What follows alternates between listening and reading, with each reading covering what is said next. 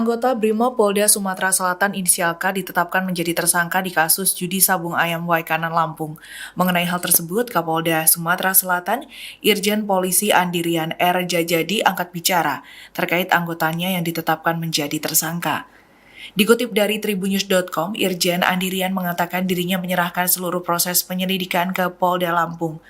Pengumuman mengenai status tersangka K disampaikan langsung Kapolda Lampung Irjen Polisi Helmi Santika di Mapolda Lampung, Selasa 25 Maret 2025. Dalam kasus ini selain Kapolda dan Denpom 2 Lampung juga telah menetapkan tersangka lainnya.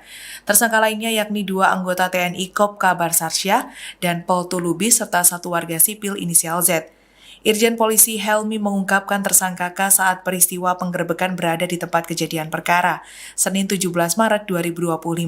Helmi menambahkan dikabarkan tersangka K telah mengenal terduga pelaku penembakan yaitu Poltu Lubis dan Kopka Barsarsya sejak tahun 2018.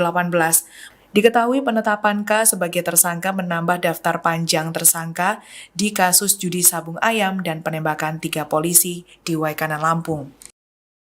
Download Tribun X sekarang, menghadirkan lokal menjadi Indonesia.